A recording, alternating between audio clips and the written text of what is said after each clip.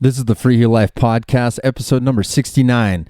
I'm your host, Josh Madsen, coming at you from the Freeheel Life shop in Salt Lake City, Utah.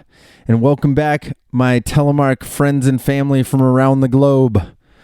It's another episode of your Freeheel Life extravaganza. Newsroom and notes for today, everyone.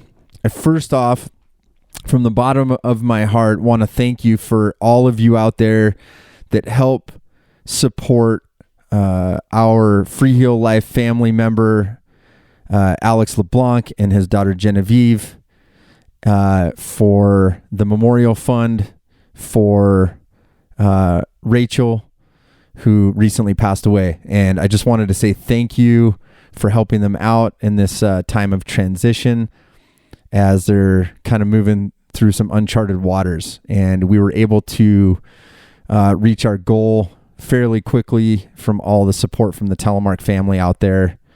And I just want to say how much I appreciate that and how much that means to me to have you, to know that you guys are all out there helping out with that. Very grateful. On to, if you checked out our podcast last week with Craig Dosty, we are relaunching telemarkskier.com, the web version of Telemark Skier magazine. Dosty's going to be heading up our editorial department on that, and I couldn't be more excited to get that project kind of up and rolling again in more of a full capacity. Please sign up for the mailing list. It's in the notes of the podcast, and you will get notified. Or if you want to just follow us on social media or stuff like that, we'll be putting that out there. And we are going to be putting out regular content, some free content, premium content as well behind a paywall, asking for a small subscription fee that will help us hopefully continue to grow that and produce more and more content for you specific to telemarketing and gear and culture and everything else. More local news. If you are in Salt Lake around April 11th, this is your official announcement for the annual Smelly Knee Pad competition. This is a competition I started many moons ago. There are loose rules. You've got to at least have 200 centimeter skis. They can't be over 60 underfoot. And there's some leather boot requirements and some other things. And maybe we'll do an episode prior to the Smelly Knee Pad and talk a little bit more about that. But if you like retro gear and you like to have a good time and you don't like to take things too seriously, we have a little retro ski contest that we're going to be doing on Sunday, April 11th. And we'll all be up at Alta. It's not official, and it's really just us hanging out. But it sounds exciting, and it sounds really official. It's even got a name. But we'll talk a little bit more about that, but wanted to bring it up. If you are a local or nearby and you want to participate in actually just skiing around in some old retro gear on Sunday, April 11th, we're just going to have a little meetup and do that. So today's guest lives in the village of Gryon, Switzerland, and is an avid telemark skier. He's a founding member of the Worst Crew and has helped continue their local telemark festival in the area. He and the rest of the Worst Crew now focus on teaching kids telemark skiing through their festival, and do this through some kids' gear that they acquired. He also spent the 2015-16 ski season working here at Freeheel Life for a few months and helped us grow the business while taking a break from his business development position back in Switzerland. Please welcome my good friend, Benoît Golay. All right, Benoit, welcome to the Freeheel Life podcast, my friend. How are you doing? Hi, Josh. I'm very happy to be with you on the podcast. Thank you for having me. I'm doing great. Yeah, and you? Absolutely, man. I'm doing well. It's good to have some of our European friends back on and catch up with what's going on, dude. So how's the winter been over in Switzerland? I would say that has been pretty good. We were lucky because of the COVID situation. The ski lifts were open, so so we could have some turns, and the snow conditions were pretty good. A great January. February was a bit hot, and now now in March we have in the last days we had the new 1 meter of fresh snow, so it's doing great. Yeah. Oh, that's awesome. Yeah, so you guys will have some good spring skiing then, it sounds like. Yeah, it seems that we have a good days, and we could ski for a long time. Yeah. That's awesome. And maybe describe a little bit. So Benoit's from a little town called Gryon in the French-speaking part of Switzerland. And maybe describe to people, I've been there and stayed at your place, and like it's an incredible town, like village. And I just maybe describe a little like the history and like what it looks like, kind of give a visual for people. Yeah, so Gryon is an altitude. Yeah, I would say in meters. It's 1,200 meters over the sea level, and we are in the region called the Préalpes. So it's we could say the small Alps, or we are not in the biggest mountain of the Alps. So we are at the beginning. And we have a cool hill where we can ski, where the ski resort is.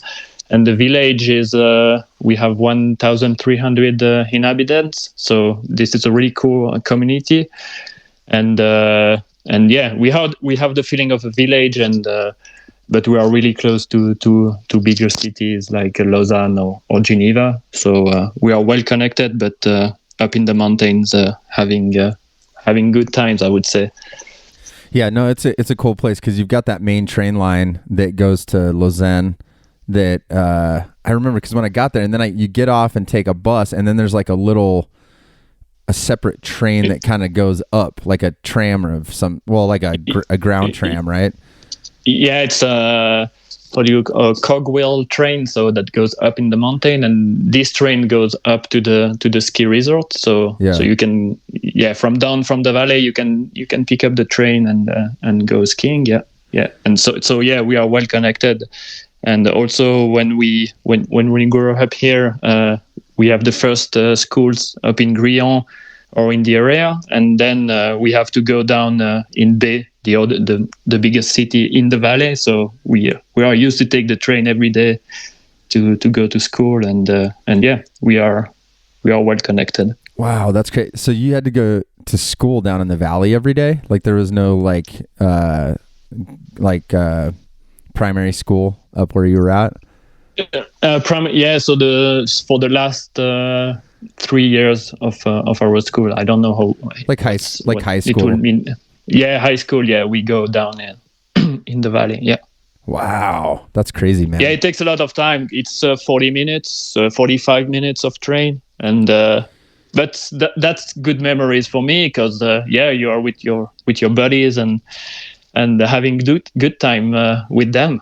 So yeah, it's cool. Yeah. No, and it was great. It was cool when I came to visit you, and I just remember being like, this. It feels, as an American, it feels very much like I was in Switzerland, like Gryon, like because you're in this little village and it's nestled in the mountains, and there's just like these, and like you said, it's like the pre-Alps or whatever, but it's still big mountains around you and snow and very much it feels very much what I thought it would, and the food, the wine, everything was great. So I even remember, I don't know if you remember this, but I remember you telling me about there was different because there's a lot of good cheese in your area, and I remember you telling me that there was like different farms in the area where you could like get cheese, but it was like all the cheese was so different because of the different vegetation in the farms. Do you remember telling me about that? Yeah, right. No, that's correct. So we have the different alpage. So this is different fields on the mountain. So the cows are only here in the summer. So the cheese is made up in the mountains only in the summer. During the winter, the cows go down in the valley. and yeah, you have like Alpage des Chaux, so just where we have the the ski resort. This is one Alpage. Then you have the next mountain, which is Alpage de Bovon, and yeah, you can really taste the cheese because of the flowers and the grass is different. So you have different taste of cheese in every of those Alpage, yeah, and yeah, it's pretty good. No, it's because in the summer, if you go biking or hiking, you can just go to the farm and get a piece of cheese, and yeah, you're happy with that, I would say. I would say I'd be pretty happy, dude.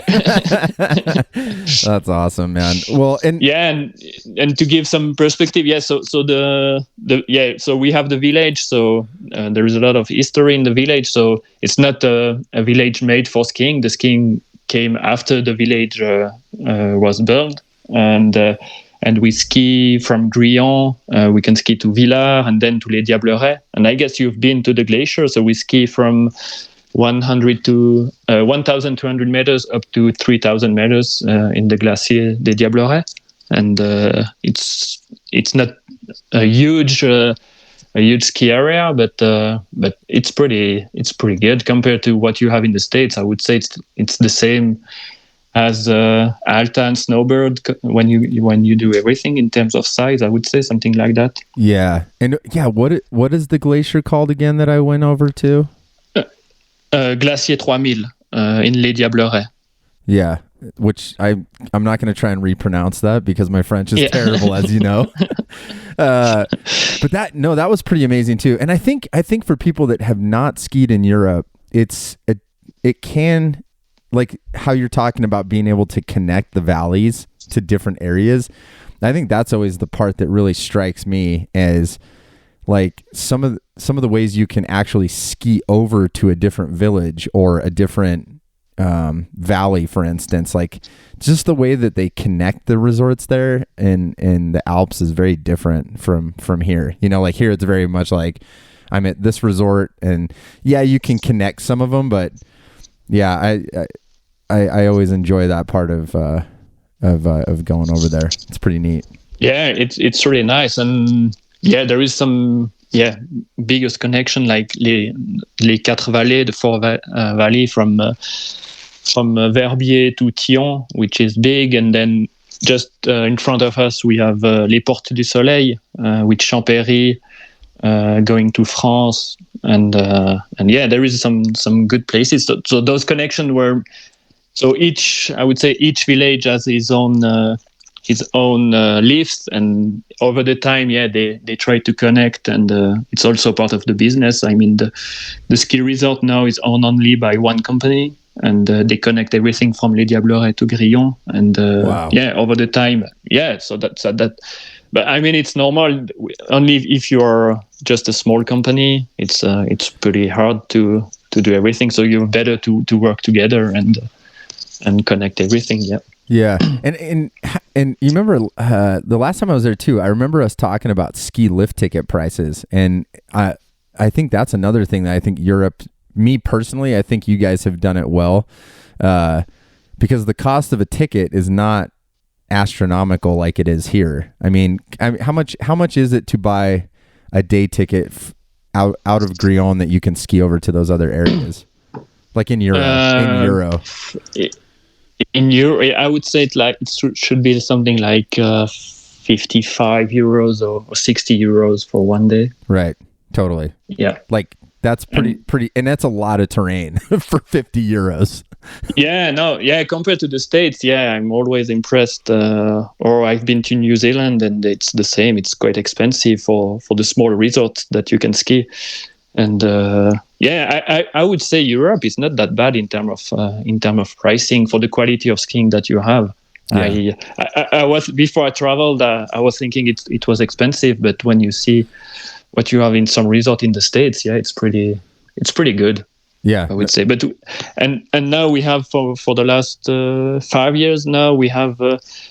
They've been inspired by the Epic Pass, so 30, between 25 and 30 ski resort in the French-speaking part been together to make a a new ski pass, so you can ski those 30 resorts. It's small to medium-sized resorts, but you can ski 30 of them for $3.99 if you buy it in March now. So really, so it's pretty.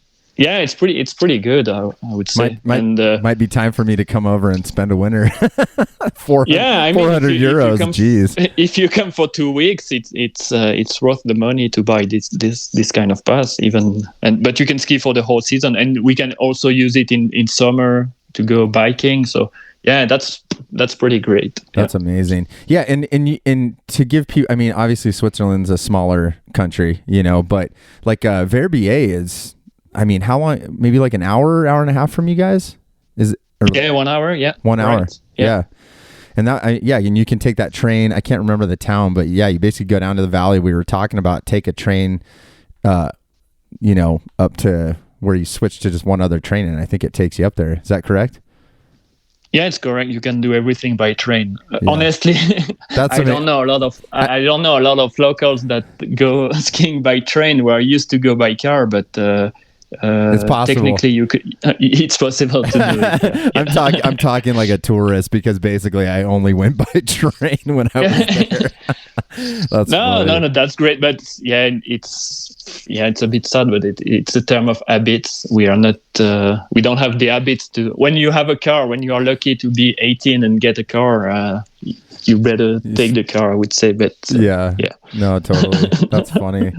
Well, so kind of going back to, I thought it'd be interesting to kind of explain to people how we met, because I remember, again, I met you guys around, or I became aware of you guys probably around 2009-ish. I remember, and when I say you guys, I better clarify. So, because there's only one of you on the phone, but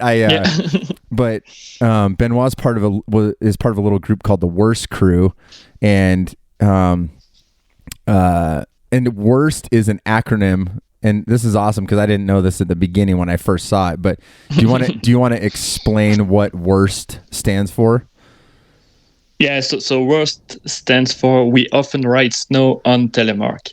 Yep. And yeah, we created this with my friends Jonas and Andy, and yeah, we were thinking it would be trendy to find something in English, and because we started, we were all skiing, and at the beginning we were only doing Telemark on part time the first year, and we were okay. We often write snow on Telemark. It's not always, it's often. So we come with that, and worst mean le pire in French, and this is a slang that we use to say you are the worst. That means you are the best. You are funny. You are it's kind of the opposite of. Kind of the opposite. Yeah, exactly. Yeah. Like you're like when you say you're a bad man, it's like you're saying you're pretty awesome, but bad obviously by itself doesn't exactly mean that. Yeah. That's awesome, man. Well, and I remember it was kind of like the early days of Facebook or something, and I remember finding a video. You guys are skiing around, especially like Andy. I remember seeing him. He would always be skiing with a lurk, like the long staff, and he was doing like a bunch of tricks. And I was like, "Who are these kids doing tricks with lurks?" I mean, I was just like, "This is crazy." So I think I emailed you guys, or right when I became the editor of Telemark Skier magazine, I reached out to do kind of like a profile, like a little article about you guys, and I guess that's kind of how we met, right? Remember you sent me that, and I was like, "Hey, can you send me I forgot about this. Remember I said, "Hey, send me a photo," and you were like, "Well, we don't really have any photos," and so you guys went and stood out in a field because it was summertime and took photos in the field. You remember that?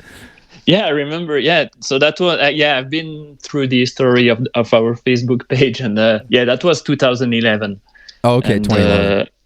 Yeah. So we founded the Rose Crew in 2009, and the first video was posted in 2011 as well, and yeah, you found it pretty quickly, and yeah, this is exactly the first time we met over Facebook, and we were pretty stoked that an American would contact us, and yeah, and we didn't think we were doing anything special because yeah, Andy and Jonas were very, very in this freestyle and park telemark skiing, and yeah, we all started skiing with those big lurks, because I don't remember exactly how we found out those lurks, but I guess we read a book about skiing and we saw pictures of people skiing with lurks, and we said, oh, we should find out some lurks, and actually we were just cutting some hazelnut trees because they are quite straight and quite flexible, so everybody was just cutting hazelnut trees to get a lurk, and we were skiing with that, and yeah, that was pretty a good time, I would say. Yeah, that's funny. Yeah, no, that's crazy. Yeah, 10 years ago, man. Time does fly. We were talking about that before we got on the podcast. It's like yeah, wow. Yeah. That's crazy. Yeah, so you guys get the worst crew going. Yeah, that makes sense. 2009, 2011 we connect. When did you guys start? You guys started that little festival too. I mean, what was it called? Was it called the Worst Telefest? No, Telefest. The Telefest, yeah. The Telefest, yeah. Actually, we didn't start it with everyone from the Rose Crew started at the Telefest, but it's not us at the beginning. It's Jonas' father that was doing it for 2 years before that. So we all started Telemark in this festival, but it was just Thomas. So Jonas' father has just a couple of pair of boots and a couple of pair of skis, and he was just at the top of the lift and yeah, saying to people, oh, try Telemark, and we all started like this, and after 2 years of Thomas doing that, he said, oh, you're doing well, you should do something, and Jonas came up with the idea of doing an association, so something a legal statute for the crew, and we started that in the objective to show the Telemark and to get to make the promotion of Telemark in our area. So then we took over the festival and we made a real festival, and we tried to grow it as much as possible with the gear we could find. And over the years we made it quite a big festival with concert, food, and as much gear as we could. That's amazing. So, and Thomas, is that his name, Thomas? Yeah, Thomas. Yeah, Thomas. Yeah. That's crazy. That was my next question: is how you learned to telemark. So that was what it was from. Jonas's dad just taking gear up to the top of the hill and saying, "Hey guys, come try this."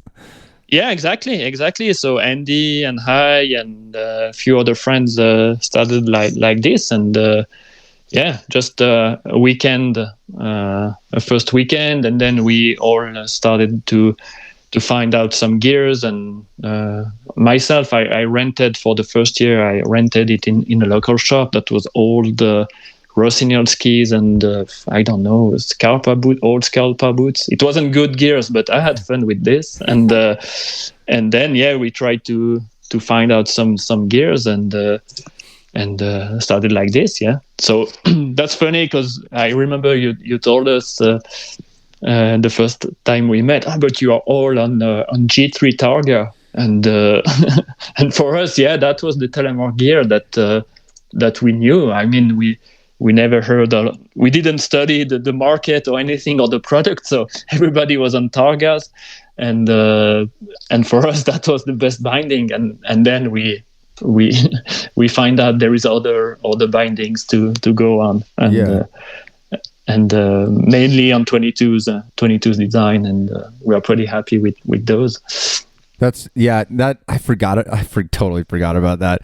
And just to be clear to everybody out listening, not anti-Targa, just that's what they had. Yeah. And I was actually surprised, and I think that brings up a good point, is like, I love how you said you didn't study the market. And I think that's what's so great about young people is if you just, whatever the gear is there, you guys were making it work. And I would actually say the cool thing about when I got to know you guys then is I think your style especially I think about Andy and Jonas doing like park tricks and stuff, like they were doing certain things, and you too, kind of all you guys, like you were doing things because the Targa let you be more flexible. Like you guys were like riding around on your knees and stuff, and like, you know, it just the types of grabs you guys were doing off jumps. It was pretty interesting. So, I mean, the gear, whatever you guys made the gear work, you know, and I think that's why it's just good to have gear in the area. And like you said, it wasn't easy to find. Yeah, so we had one local shop that has G3 products. So yeah, they help us out to find out. But rapidly we had some issues with Targas, and we broke a lot of bindings, a lot of cables. Cables, exactly. And honestly, this is the worst when you go up in the morning and first run you lose your cable, and so and then I would say we found out. About 22 designs, the Vice and the XL, and a lot of us went with that. And from then, a few of us went to NTN, but I would say most of the crew is still 75 millimeters right now. Yeah. Well, and so I know we had COVID last year, but were you guys able? Have you guys continued on doing the festival?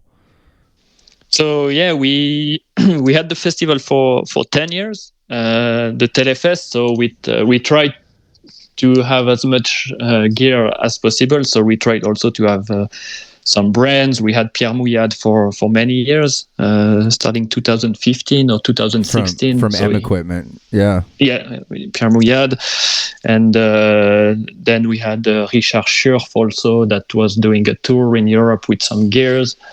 And we tried to get some shops also to ski shop to come with some gears. It was pretty hard to get them on the slopes. So mainly we get as much gear as we can in the area and bring everything on the slopes. And we did that for 10 years, and after 10 years we wanted to do something else, and for the last 2 years we did what we call the Telekids. So we said, okay, that's enough for adults, because there is a lot of other festivals when you can try gears for free, and we wanted to differentiate and start something new. So we started the Telekids. So the festival is dedicated to the kids. That's awesome.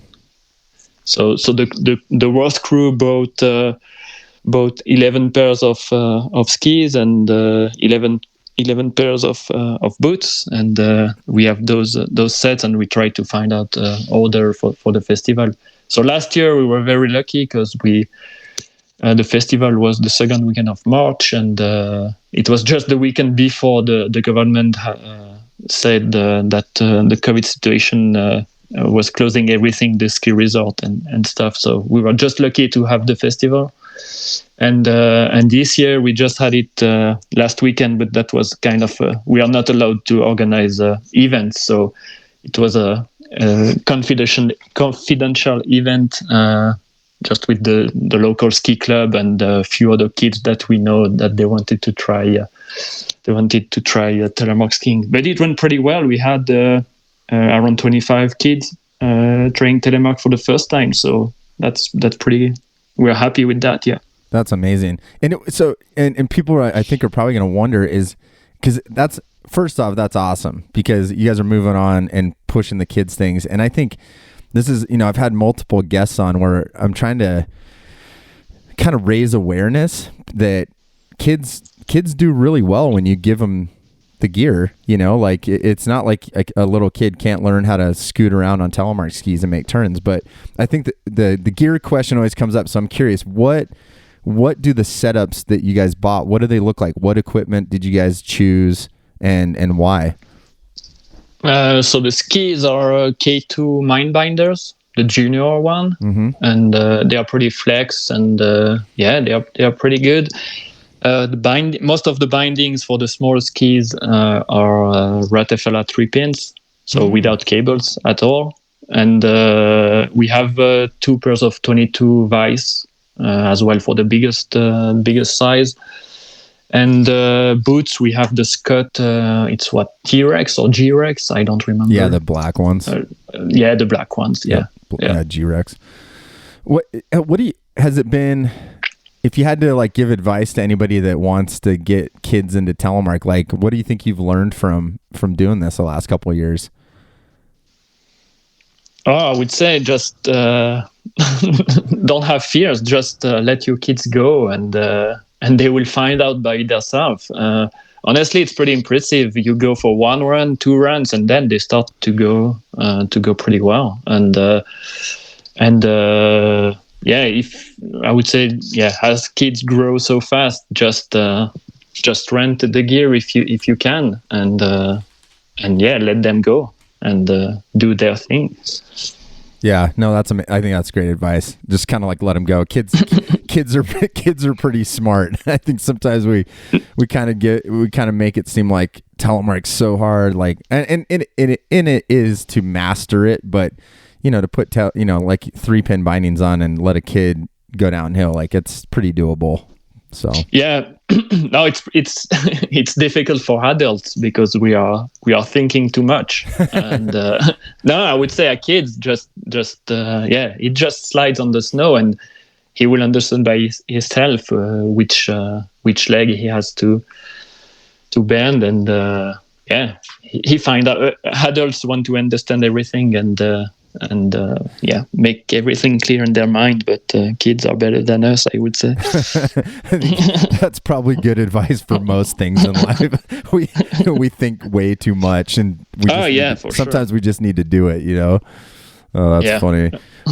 Well, and so little known fact, so like you get after kind of going back to like I knew you guys for a couple years, and when I opened the shop in 2014, I remember you hit me up. And see, this is you still to this day. The little known fact is Benoit is an official Freeheel Life family member who has worked here. Like, and you came here in 2015, right? The second year, or was it the third year?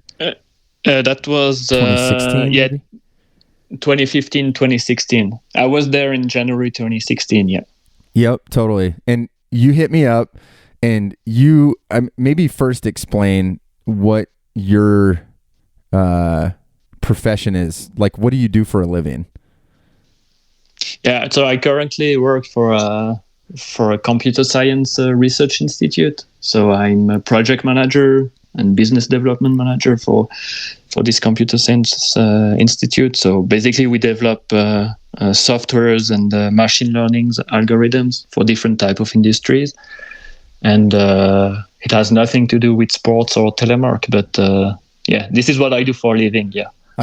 Exactly. And I just wanted to highlight that you are probably the most overqualified person to ever work here.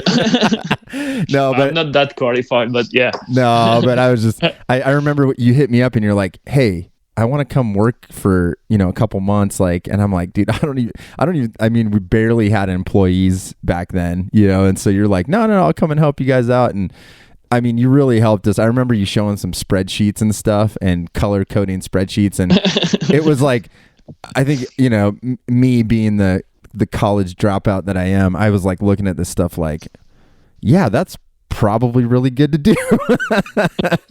I'm not sure. I come back to saying that adults are thinking too much. I would say I'm the worst in that. So I would say you have the honor to make it happen and not to be too much in spreadsheets. So I was just trying to help and make it clear. But I would say you are the guy that make it happen. Yeah, but I need. Yeah, we guys like us need each other, and I think that's we've. I think we always go back to that. We always go, oh yeah, Ben, because I remember you showed up and I was like, all right, welcome to Freeheel Life, and I think someone had dropped a bottle of whiskey off, and I was like, all right, time to have a shot of whiskey, and you're like looking at me like, wait, what? It just was kind of more, and it was pretty loose at the beginning too. So I think you helped bring some good focus, and we had fun having you here, man. You did quite a bit. I mean, we did a lot of work, and you were here during, I mean, every year here seems pretty crazy, but it was fun having you here and organizing, and we got to do, I'm trying to think, you went on you and Alex went on a pretty wild trip up to Cold Smoke Festival. Is that where you guys went? Yeah, exactly. So yeah, I was there, and you said, "Oh, there is a festival in Whitewater, BC, in Canada," and you say, "I don't have time to go, and it will cost time and money to go." And I said, "Oh, I will rent a car, and I would go. Let me let me go." And yeah, so Alex Taylor couldn't come because he didn't have the passport at that time. I remember. I was shocked. I was shocked because he didn't have the passport. So Alex said, "Oh, I will come with you." And I was like this, "Oh man, if I rent a car for 15 days, we shouldn't just go and come back." So yeah, we went in a pretty. We did 12 days, I would say, in between Salt Lake City to Vancouver, and passing through Revelstoke or Whistler. And on the way back, we also stopped in what was that? You skied Great Divide. Great Divide on the way up in Montana, right? Oh, and then Whitewater, for the festival, Revelstoke, Whistler. Then we went to Mount Baker, Crystal Mountain, where Josh Mitchell was. So we stopped with him. Oh yeah, I forgot about that. And then we still had few times. So we stopped in Anthony Lakes. It's a one-lift resort. Anthony Lakes, because that was like right on the Washington border, I think, right? Yeah, it's between Washington and Oregon. And then we stop in Oregon, and then we stop in Bogus Basin. Oh, I forgot about Bogus Basin outside of Boise, Idaho. Yeah, you guys hit a lot of resorts, dude. Yeah, we were when we come back so tired because we had to drive every day and ski every day, and it was a lot of fun, but very tired at the end. Yeah. That's awesome. And when I'm thinking, I was just looking at the map of the trip we were doing, and if I put the map on Europe, I would never think I would do that. I mean, Vancouver to Salt Lake, it's like driving to Varsovie in Poland or to Madrid in Spain, and but I mean, if you do that, that's funny. I didn't even think about that. Like, when you overlay, I mean, when you overlay the distances, it's so different. I mean, if people haven't been to the United States, is just massive. It's like 50 different countries, basically. So. You're covering a lot of ground. You're seeing a lot of different folks too. I mean, even that, man, that must have been wild, like going from Utah, and then even, Montana's kind of its own culture. Then you're in Canada, Washington's kind of its own thing. And that's cool, man. I'm glad you got to see that while you're here. Yeah. I like to come to the States to do some road trips. Actually, the first time we met, I don't know if you remember, but it was before I came to Salt Lake. Oh yeah, you came and saw me. Don't you remember? Yeah, you came and saw me in Bryan Head. Yeah, exactly. Over the summer in 2013. So I was on a road trip between. I have some friends in Austin, Texas. So I was driving from Austin to Denver, and I passed through to Bryan, and it's not on the way, but I came visit you, sleep at your place. Yep. So I didn't came in Salt Lake for 3 months before knowing you. So I slept at your place before. That's right. I did forget about that. But no, you brought me a Worst Crew t-shirt, and I remember there's a picture of us at Cedar Breaks National Monument with the Worst Crew shirt. I'll have to pull that up. Maybe I'll try to dig that up and post that. Yeah, we've known each other for a long time. And speaking of kind of getting to know, I mean, that's pretty well traveled for the US, dude. I mean, you've seen a lot of stuff. But we brought this up in a podcast. We were laughing because we remembered when you were coming here or when you did come to Salt Lake to work at the shop. We were reminiscing about all the funny stuff you wanted to do because I heard that podcast. Did you? Oh my God, we were laughing so hard because we always joke about. I mean, I'm like talking to you about all the fine cheeses you can eat in the local farmers' pastures, and then like you come here, and we're like, Benoit, like, what do you want to do? And you're like, you like wanted to go to like monster truck rallies. This is the only thing you remember, but yeah, we went to this mechanical bull Westerner or something like that. The Westerner, which is a cowboy bar in Salt Lake, everyone. And yeah, I want to do some I know it's not it's American thing for Europe. When you're in Europe, we don't have those kind of stuff, so I want to do some American stuff, but I also did some other stuff. I went to visit the Capitol, the Natural History Museum. We went together to Antelope Island. I mean, that's funny thing to do when you're in the States, and I like to live the dream, man. No, I love it too, and I'm just kidding. I'm just making fun of it, dude. We did do some fun stuff. Like Antelope Island's pretty cool. Yeah, you saw some good stuff. I would say sometimes traveling in the U.S. we have a lot of fantastic food and coffee and all that stuff and beverages. But sometimes it's a little, you kind of have to seek it out. It's not, I mean, you can eat some crappy food here. I won't lie. So, for me, that was when I was staying in the shop, because I was literally staying in the shop. I mean, I had this bedroom right next to the shipping, the shipping area in the shop.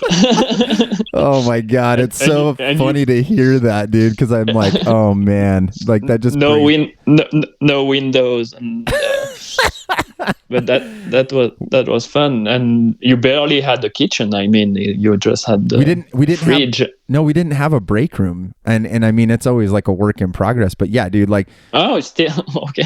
Well, we have like we have like a break room with like, more of a kitchen setup now. But yeah, dude, like you were definitely here at the early part.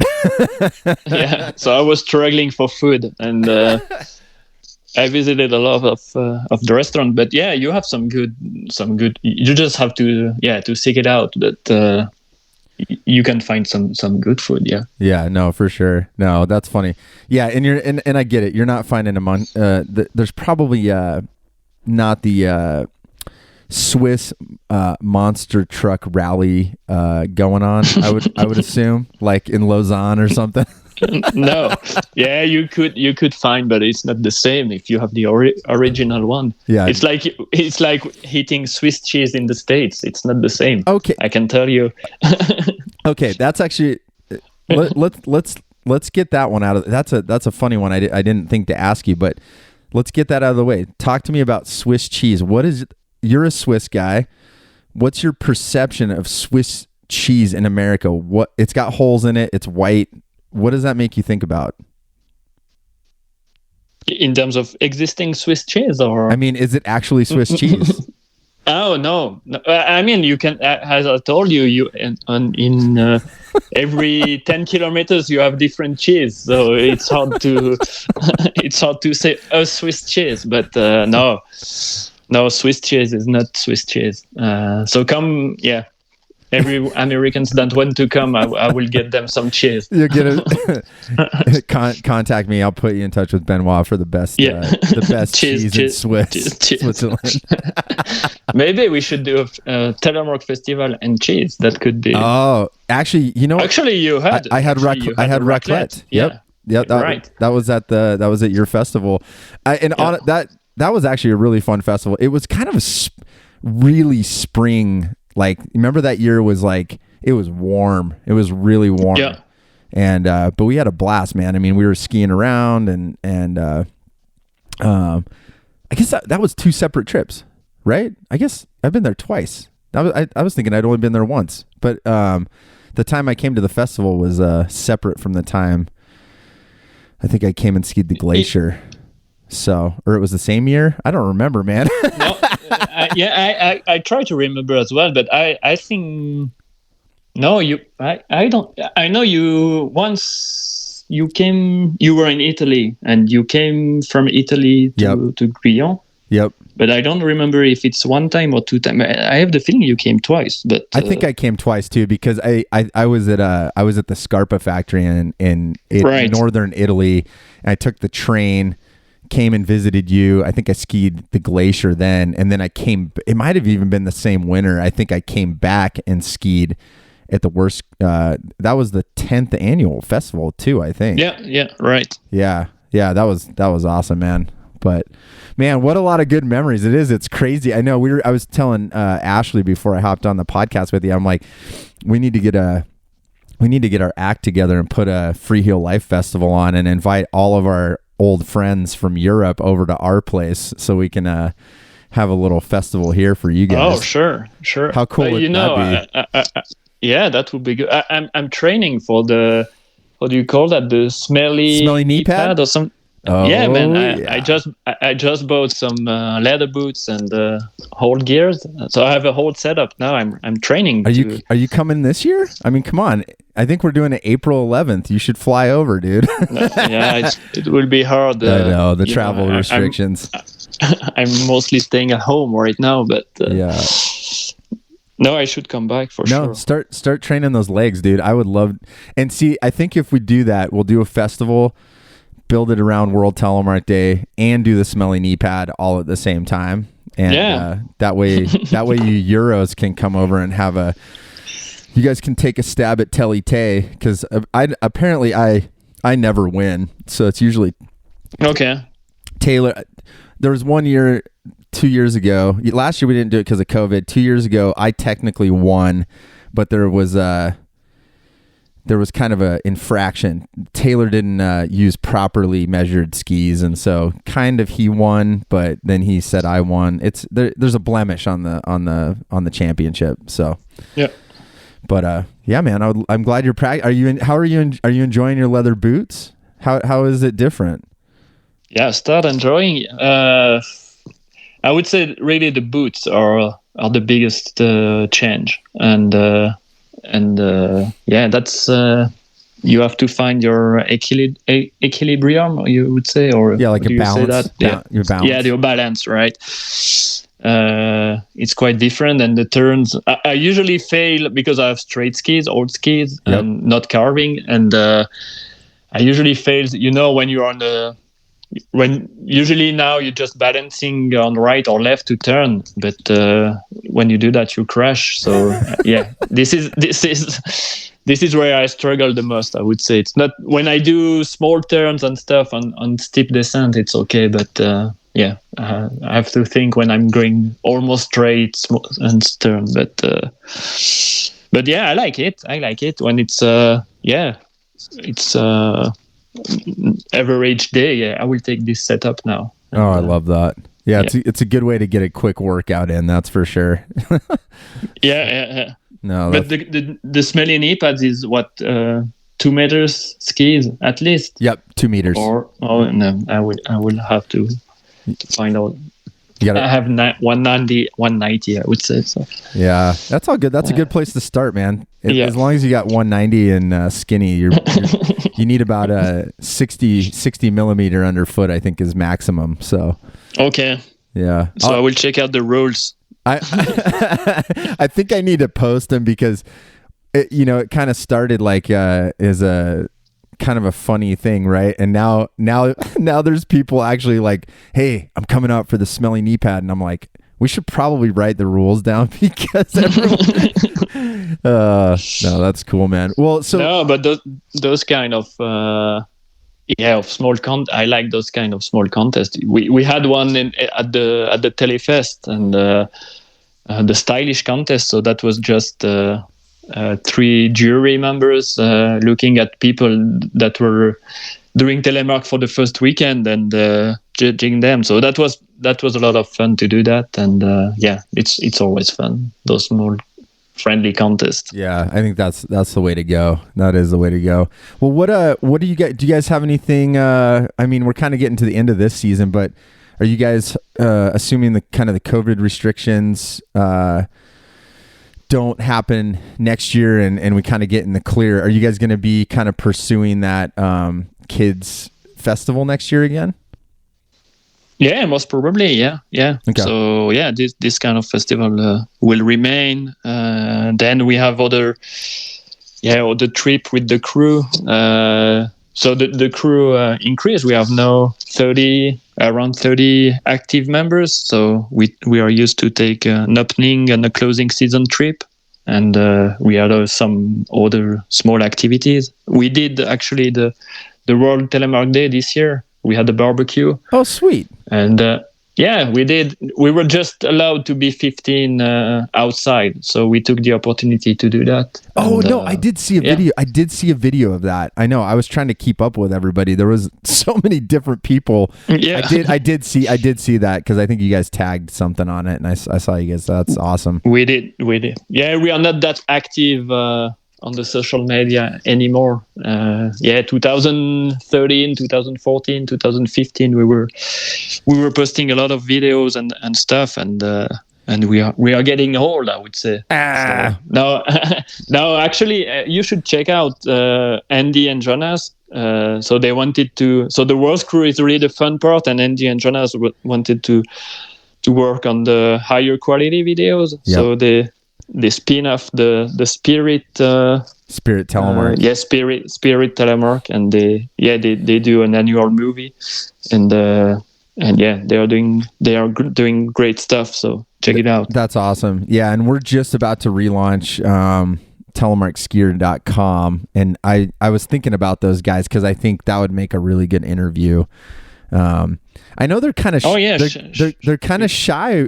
I want them on the podcast, but I think I don't know. Do you think they'd be down to do the podcast? Like, I know everyone always worries about their English, and I'm like, don't worry about it. You're fine. You guys are well versed. So maybe we should try to them. Yeah, you should get them. Yeah, I'll try to get them on. Yeah, Spirit Telemark, and that is some super high quality video. They've been putting out some cool stuff the last few years. So. Yeah, really. Yes. So they wanted to make. So with the Worst Crew, if you check our, we are not on YouTube. We have a Vimeo channel. Oh, okay. So Vimeo / Worst Crew, and you'll find out our trip videos. But actually, we were just filming with small GoPros and editing in the evening when we come back from the trip. So that was fun videos, not that high quality, and they wanted to go to the next level, and they are doing pretty great. They had three movies, I would say, already. Last season they were not able to finish the movie, and they will probably come back this year, I would say. But yeah, get them on the podcast, and you will heard of that. Yeah, no, that's a good reminder, man. I'd love to have them on. And every time I talk to you guys, actually, you know, it's funny. We moved. We were moving our ski benches. We like where we used to do the ski mounts and stuff. And I found you'll get a kick out of this. We found on the wall there's conjugations of French words from when you were trying to teach me French. Oh yeah, I wanted to ask you, how is your French doing? Oh man, it's still terrible. I know. I get excited when I come visit, you know, you guys, and then I get home and it goes by the wayside. So I need to call you guys more often and practice. So yeah, but we should start a French podcast. We probably need to, actually. I mean, between the French speaking Swiss, the Quebecois, the French, and there's a lot of telemarketers in those areas. So you might be onto something there. Yeah, definitely. Sure. Well, cool, buddy. Dude, so good to catch up with you, man. And I'm glad I've been wanting to talk to you and kind of your story of how we met, you coming here. I'm sorry I stuck you in a dark room in the back and made you cook on a hot plate, but you really helped kind of build this place up, man, and you're always one of the family. So I appreciate everything. Thank you. Thank you for having me. I mean, I took the opportunity, and I was between two big projects in my job, and said, okay, I will go to the States and see what it is to live there for longer than weeks holidays. So yeah. So I had my experience and had some great skiing as well, and meeting great people. So yeah, overall, it was fantastic. Yeah, I love that, man. Well, we'll catch up with you again on like when we get into next season.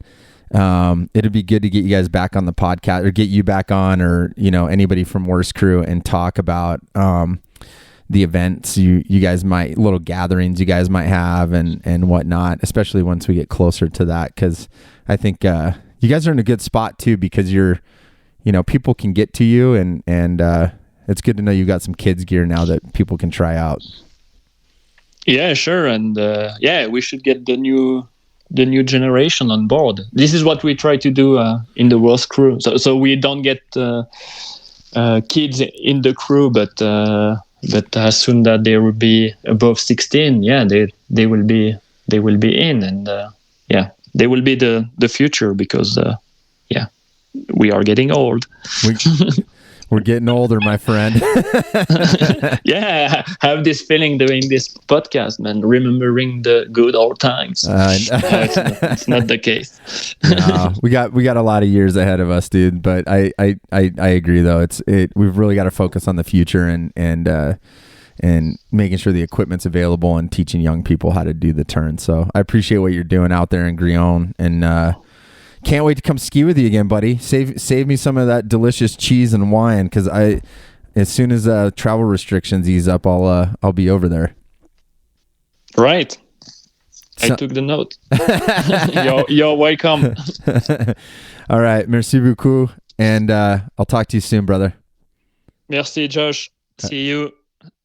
Talk to you soon. Cheers. Talk to you. Cheers. Oh man, awesome going down memory lane with old Benoit. And like I said, he's such a unique character, because it's like I've known him kind of through these different phases of kind of my career in the Telemark world, and getting to know those guys.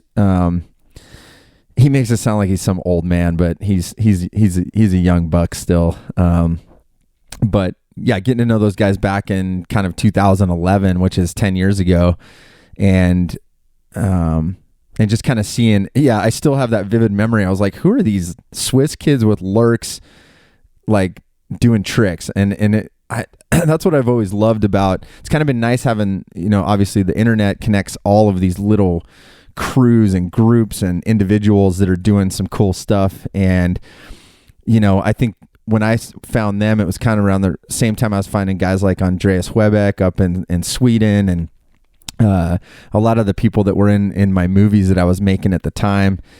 And it's just fun to think there's so many people out there like Benoit and Andy and Jonas and little crews that are, like he said, he's doing so much for the youth of the sport, and really, there's equipment there. And I've always said, if there's equipment in the area, you can make a lot happen, and that's what's amazing. So that was fun talking to him and just kind of remembering what all of our experiences together. And I really appreciate him.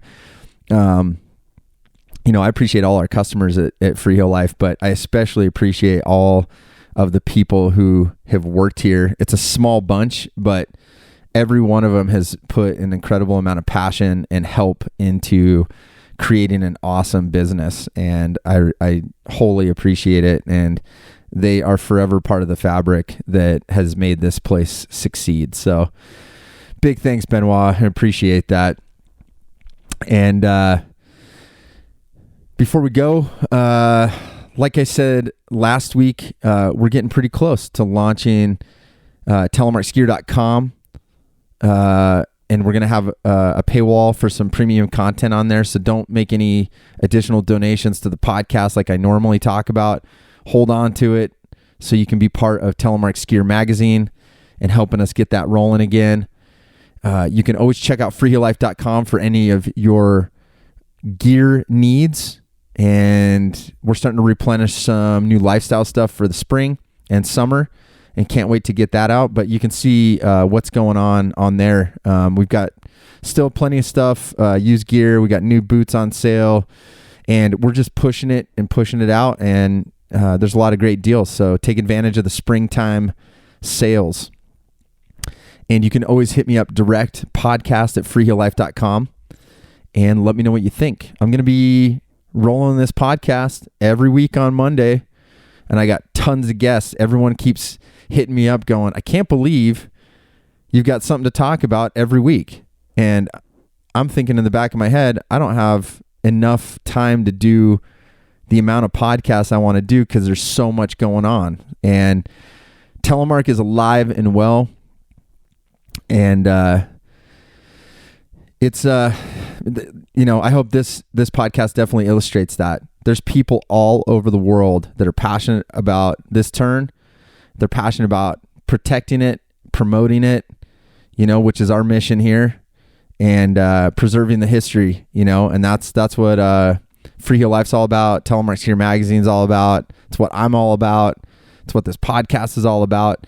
And hopefully this raises some awareness about what's going on out there. And there's a lot of us out there. And my hope is that we can inspire other people to start stuff in their areas, just like Jonas's dad did, sitting at the top of the lift with some extra G3 Targas on some skis and some boots. And that got some kids to start something on their own. So much love to everyone out there, and I hope you guys are getting some spring turns in and keeping it exciting wherever you're at and starting to think about those last turns of the season. So I will talk to you next Monday, and until then, spread Telemark always, my friends. See you later.